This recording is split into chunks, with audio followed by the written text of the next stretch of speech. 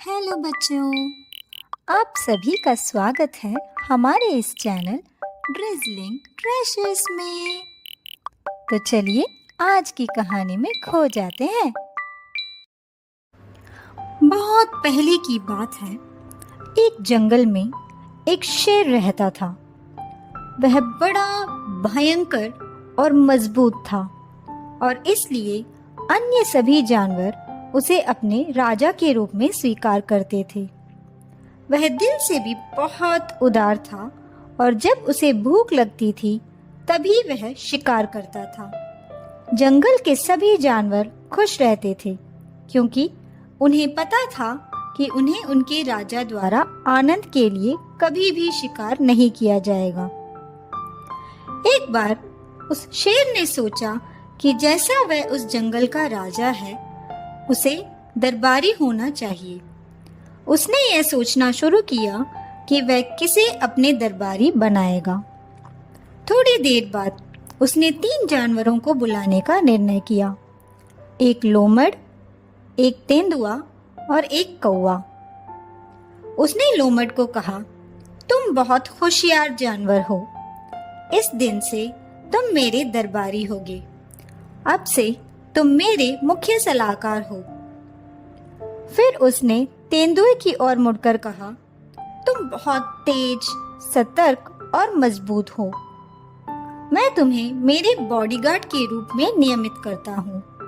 तुम मुझे इस जंगल में किसी भी खतरे से बचाओगे। अब कौवे की बारी थी। राजा ने कहा, तुम पक्षी हो और बहुत तेजी से उड़ सकते हो। तुम इस जंगल और परिसर के हर इंच को अच्छे से जानते हो। मैं तुम्हें मेरे संदेशवाहक के रूप में नियमित करता हूँ। तुम मुझे बता सकते हो कि मैं भोजन, पानी और आश्रय के लिए किस हिस्से में जाऊं। लोमड़, तेंदुआ और कौवा ने अपने राजा के प्रति हमेशा वफादारी दिखाने का वादा लिया। शेर ने उनसे यह वादा किया कि वह हमेशा उन्हें खाना देगा और उन्हें जंगल के अन्य जानवरों से सुरक्षित रखेगा। तीनों दरबारी राजा के पीछे पीछे जाते थे। उनकी इच्छा राजा का आदेश था। वे कभी भी उसके खिलाफ नहीं खड़े होते थे और कभी भी उसे खुश करने का अवसर नहीं छोड़ते थे। जिम्मेदारी लेने के बाद, हर शिकार के बाद शेर हमेशा अपने बचाए हुए खाने को दरबारियों के लिए छोड़ देता था। उनके लिए शेष भोजन हमेशा पर्याप्त था ताकि उन्हें हमेशा कुछ ज्यादा ही खाने को मिलता था। जिस जानवर का मन करता उसी के पास वे राजा को ले जाते थे और इस प्रकार से यह सुनिश्चित करते थे कि उनकी खुद की इच्छाएं पूरी होती रहे।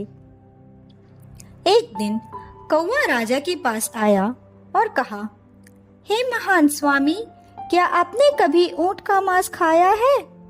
मैंने किसी समय उसे जंगल के दूसरे कोने में खाया था। वह बहुत ही स्वादिष्ट था। शेर ने कभी भी ऊंट का मांस नहीं खाया था क्योंकि जंगल में उन्हें नहीं मिलता था, लेकिन उसे ऊंट का मांस खाने का विचार बहुत पसंद आया। उसने कौवे से कहा कि वह जंगल में ऊंट ढूंढे जिनको वह खा सकता है। ऊंट कभी भी जंगल में नहीं आते क्योंकि उन्हें डर होता है कि वे मारे जाएंगे। वे केवल रेगिस्तान में रहते हैं। जब मैं यहाँ आ रहा था तो मैंने रेगिस्तान में एक ऊंट देखा था। वह अकेला था और बहुत बड़ा और मोटा भी था। कौवे ने पंख फैलाकर दिखाते हुए कहा, अगर हम तुरंत चलें तो हम उससे मिल सकते हैं राजा। शेर कभी भी रेगिस्तान की ओर नहीं गया था, इसलिए उसने लोमड़ और तेंदुए से पूछा, क्या वह ऊंट की तलाश करे या नहीं। लोमड़ और तेंदुआ भी पहले कभी रेगिस्तान नहीं गए थे, लेकिन उन्होंने अपनी अनजानी बातों को अपने राजा के सामने नहीं दिखाना चाहा। लोमड़ ने कहा, महाराज, मुझे लगता है कि ऊंट की तलाश करना एक अच्छा विचार है। अगर यह वाकई सच हो जो कौवा ने बताया है, तो हमें आने वाले कुछ दिनों तक शिकार करने की आवश्यकता नहीं होगी। तेंदुए ने लोमड़ के साथ सहमति दी और कहा कि कौवा ऊंट को आसानी से देख सकता है और हमें उसके पास ले जाने में मदद कर सकता है। चारों एक साथ एक ही समय पर उस ऊंट की खोज में आगे बढ़ने लगे। जंगल के किनारे वे बड़ी घनी जंगल में पहुंचे। कुछ देर में वे जंगल से बाहर थे। वहां कोई भी छायादार पेड़ या पानी का कोई स्पर्श भी नहीं था। जलते हुए सूरज ने उन पर बरसात की। नीचे की रेत हर क्षण गर्म होती रही, लेकिन वे चलते रहे, हमेशा ऊंट के मांस के बारे में ही सोचते रहे। जबकि कौवा हवा में ऊंचाई पर उड़ रहा था, कौवे ने कहा, चलो महाराज, जल्दी करो, मैं यहाँ से ऊंट को देख सकता हूँ, थोड़ी दूर ही है। लेकिन शेर बहुत थका हुआ था और उसने अपने पंजे जला लिए थे। उसमें और चलने की शक्ति नहीं थी और वह एक कांटेदार झाड़ी की मंजिल पर लेट पड़ा। शेर बोला, चलो जंगल की ओर वापस चलते हैं, मुझे ऊंट के मांस की परवाह नहीं है। दरबारियों को यह सुनकर हैरान हो गया। उन्हें मालूम था कि जंगल से बहुत दूर थे और तेंदुआ और लोमड़ वापस चलने में सहमत नहीं थे, क्योंकि उनके पंजे भी धूप के कारण जल गए थे और उन्हें खाली पेट के साथ जंगल वापस नहीं जाना था। चतुर लोमड़ ने तुरंत एक योजना बनाई। उसने तेंदुए से कहा कि वह राजा के पास रुके और कौवा को उसे ऊंट की ओर ले जाने के लिए मार्गदर्शन करने के लिए कहा। जब लोमड़ ने ऊंट को देखा, उसने कहा, नमस्ते मेरे दोस्त, जंगल के राजा को आपकी मदद की आवश्यकता है। उसकी हालत ठीक नहीं है और वह चल नहीं सकता। क्या आप उसकी मदद कर सकते हैं, उसे जंगल वापस ले जाकर? इस आपात समय में उसकी सहायता करने के लिए आपको इनाम मिलेगा। छोटे ऊंट ने बहुत मासूमियत से तुरंत सहमति दी। वह लोमड़ के साथ चला गया जहां शेर लेटा हुआ था। तेंदुए और शेर को ऊंट को देखकर खुशी महसूस हुई। लोमड़ ने ऊंट को शेर की ओर प्रस्तुत किया और कहा, मेरे महाराज, ऊंट की पीठ पर चढ़ जाओ, यह हमें जंगल वापस ले जाएगा।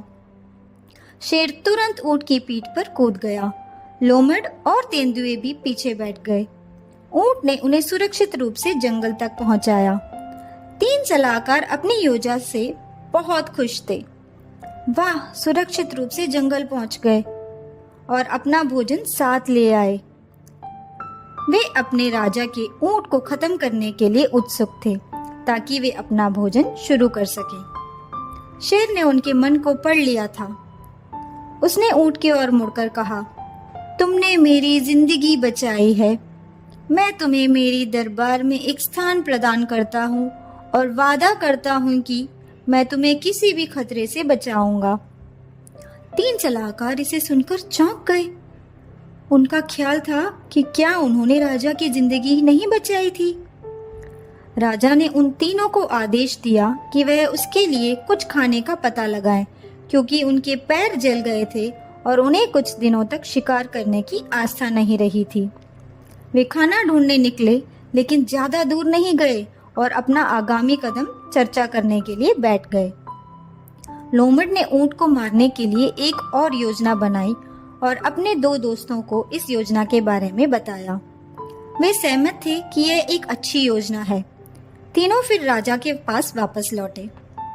वहां पहुंचते ही कौवा सबसे पहले बोला, ओ महाराज, हम वन में कोई भी खाना नहीं ढूंढ सके, इसलिए मैं तुम्हें अपने लिए पेश करता हूँ।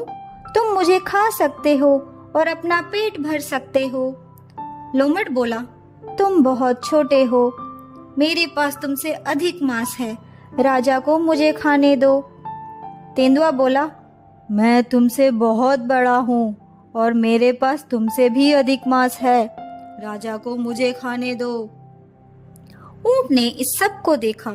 उसने कहा, तुम्हें मुझे खाना चाहिए महाराज, मैं सबसे बड़ा हूँ और तुम सभी को खाने के लिए भोजन मिलेगा। ये तीनों तुम्हारे लिए मुझसे अधिक काम के हैं। इसे सुनकर तीनों ऊंट पर हमला करने के लिए तैयार हो गए, लेकिन राजा के पास और भी योजनाएं थी। उन्होंने कहा, बहुत अच्छा, मैं तुम सभी को उस क्रम में खा जाऊंगा जिस प्रकार तुमने प्रस्तुत किया है। पहले मैं। राजा की अपनी बात खत्म करने से पहले ही कौवा ऊपर उड़ गया। लोमड़ और तेंदुए उतनी तेजी से भागे जितनी तेज वे भाग सकते थे। केवल ऊंट अपनी जगह पर खड़ा रहा, वो भी हैरान होकर। राजा बड़े ही खुशी से हंसा। उसने ऊंट की ओर मुड़कर कहा, तुमने वफादारी और सच्चाई बरती है, इस दिन से हम दोस्त हैं। ऊंट थोड़ी हैरान और बहुत खुश हुआ इसे सुनकर। ऊंट के प्रति दयालु होने से शेर राजा ने न केवल एक वफादार दोस्त को प्राप्त किया, बल्कि उसने अपने अविश्वासी पुराने दरबारियों से भी छुटकारा पा लिया। हमें खुशी है कि आपने ये कहानी सुनी। अगर कहानी पसंद आई तो लाइक करें, अपनी राय दें, चैनल को सब्सक्राइब करें और अपने साथियों के साथ शेयर करें। और हाँ, बेल बटन दबाना ना भूलें, क्योंकि और मज़ेदार कहानियाँ आ रही हैं। फिर मिलेंगे। अलविदा।